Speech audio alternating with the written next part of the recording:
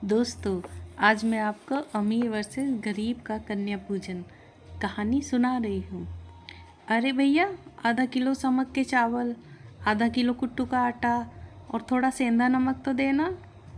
और ये नमकीन चिप्स व्रत के खाने वाले हैं ना? हाँ जी मैडम, ये सब व्रत के खाने के हैं जो भी आगे लगा रखे हैं।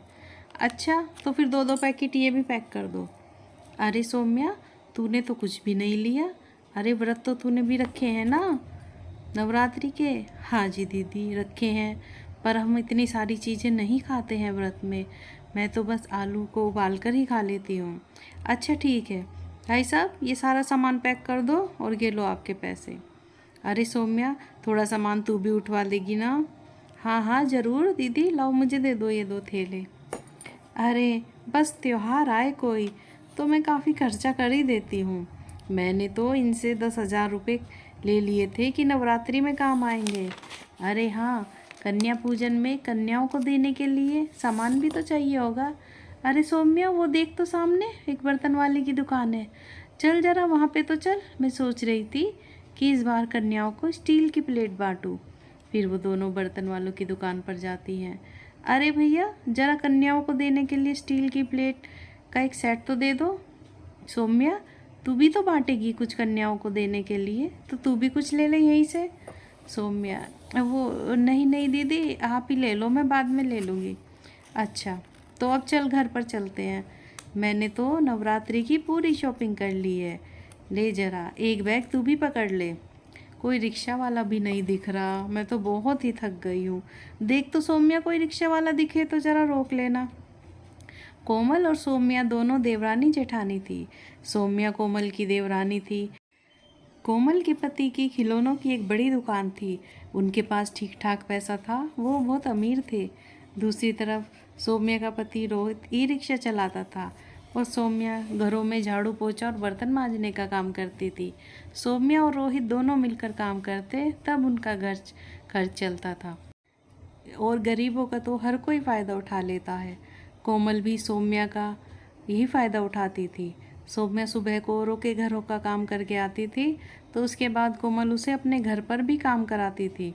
सौम्या अब उसको मना भी तो नहीं कर सकती थी।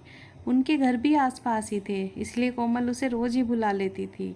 कोमल कहती, अरे सौम्या, ये जो सामान लाए हैं इनको अपनी अपनी जगह पर रख दे, और ज़रा देख तो फ्रिज में कल के छोले पड़े होंगे, तू उनको ले जाना अपने बच्चे को लिए, वो खा लेंगे।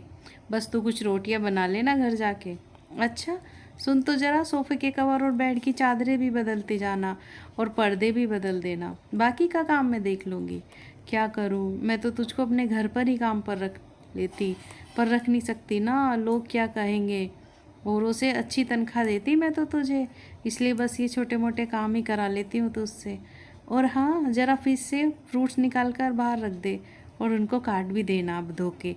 बच्चों के स्कूल से आने का समय हो गया है। और फिर कुछ दिनों के बाद नवरात्रे आई गई। दोनों ने ही अपना अपनी हैसियत अनुसार नवरात्रियों का व्रत और पूजा की। सौम्य दुर्गा माँ को भोग लगाकर उस प्रसाद को ग्रहण कर लेती थी। उधर कोमल व्रत में खाने वाले खूब सारे पकवान बनाती थी। सौम्या अपने और अपने पति के लिए थोड़ा कुछ बनाती, उसी से पहले भोग लगाती और फिर वे उसको खुद खा लेते थे। सौम्या कहती है अपने पति से, सुनिए जी, कल थोड़ा कन्या पूजन का सामान लेते आए ना। ठीक है सौम्या, मैं ले आऊँगा। अगले दिन उसने कुछ पैसे बचाए और उनसे कन्या पूजन का सामान ले आया और अपने ई रिक्शा में पीछे रख दिया। तभी 2 आदमी, अरे भाई, हमें ज़रा आगे तक छोड़ दोगे क्या? वो रात बहुत हो गई है ना, कोई रिक्शा भी नहीं मिल रहा है। हाँ हाँ, मैं वहीं जा रहा हूँ, बैठ जाओ, मैं तुम्हें छोड़ दूँगा। रोहित ने उन दोनों को अपने ई रिक्शा में बिठा लिया। कुछ देर बाद ही वो दोनों आदमी उतर गए। फिर रोहित घर पर आ गया। जैसे ही उस सामान लेने के लिए पीछे की सीट पर गया, तो देखा वो सामान वहाँ था ही नहीं। रोहित को ये समझते देर नहीं लगी कि जो 2 आदमी उसके रिक्शा में बैठे थे उन्होंने ही वो सामान उठा लिया होगा। रोहित ने सारी बात सौम्या को बताई। सौम्या भी बहुत उदास हो गई कि अब कल कैसे कन्या पूजन होगा जब सामान ही नहीं है। तो सौम्या ने अलग से कुछ पैसे जोड़ रखे थे, उससे ही वो कुछ पैसे उठाकर कन्या पूजन का सामान ले आई। अगले दिन सौम्या ने माता का प्रसाद बनाया और फिर माँ को भोग लगाया और कन्या को लेने बाहर गई। तो तभी उसकी जेठानी कोमल, अरे सौम्या, ज़रा मेरी कुछ हेल्प तो करा दे, मेरे घर पर कन्या आ गई हैं, मेरे यहाँ से हो जाएगा तो तू इन्हें अपने घर ले जाना। ठीक है दीदी, मैं आ रही हूँ। फिर सौम्या उसके घर पर आती है। कोमल अपने पति से, सुनिए जी, बस 9 कन्या ही चिमानी है, 9 से ज़्यादा मत लेना, उन्हें वापस भेज दो। वैसे भी मैं 12 प्लेट ही लाई हूँ, 9 कंजकों को बांट दूंगी और बाकी की मैं घर पे रख लूँगी। फिर वहाँ कंजका चीन के सौम्या के घर जाती है कोमल, अरे सौम्या, तेरे बच्चों के लिए तो कुछ बचा ही नहीं। सौम्या, कोई नहीं दीदी, इन कंजकों का पूरा हो गया ना, यही बहुत है कि प्रसाद कम नहीं पड़ना चाहिए, मैंने भी बनाया हुआ है प्रसाद। तो अच्छा, तो अब इन्हें मैं ले जाऊँ? हाँ हाँ, पर सारी कंजकों को ले जाएगी क्या? इतना प्रसाद बनाया है क्या तूने? कोई नहीं दीदी, जितना भी बना है, बस इन कंजकों का पूरा पड़ जाए। इनको यूँ खाली भी तो नहीं भेज सकते ना, चाहे सबको थोड़ा थोड़ा ही मिले, पर मिलना सबको चाहिए। कोमल, अच्छा मैं चलूँ, उनको प्रसाद भी देना है। सौम्या, चलो बच्चों, अब मेरे साथ घर चलो। मोनू, सोनी, ज़रा सब बच्चों को घर पर ले जाकर बिठाओ। बच्चे और सभी बच्चे ज़ोर से जयकारा लगाओ। फिर सब बच्चे जयकारा लगाते हैं, जयकारा शेरा वाली का, बोल साचे दरबार की जय। सौम्या सभी कंजकों को प्रसाद देती है। तभी कुछ साधु सन्यासी भी वहाँ आ जाते हैं। बेटी, दुर्गा अष्टमी का दिन है आज, हम साधु सन्यासी को भी प्रसाद खिलाओ। रोहित, अरे सौम्या, द्वार पर कुछ सन्यासी भी आ गए हैं, कन्या के प्रसाद से कुछ बच जाएगा क्या? सबके लिए कैसा पूरा होगा प्रसाद? सौम्या, हे माँ, आप तो सब जानती हो, मैं आपका नाम लेकर सबको प्रसाद बांट रही हूँ, बस बरकत करना प्रसाद में माँ।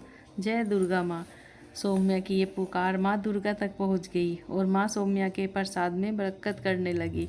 प्रसाद बढ़ता ही जा रहा था, सबने खूब प्रसाद खाया, कंजकों ने भी, उन साधु सन्यासों ने भी, और फिर उन लोगों ने खुद भी, पर प्रसाद ख़त्म ही नहीं हो रहा था और बढ़ता ही जा रहा था। सौम्या, हे माँ, मुझे पता है ये आपका ही चमत्कार है, मेरा बनाया हुआ थोड़ा प्रसाद ख़त्म ही नहीं हो रहा था, और तो और अब भी प्रसाद खूब बचा है। फिर सौम्या कुछ प्रसाद कोमल के घर भी देकर आई।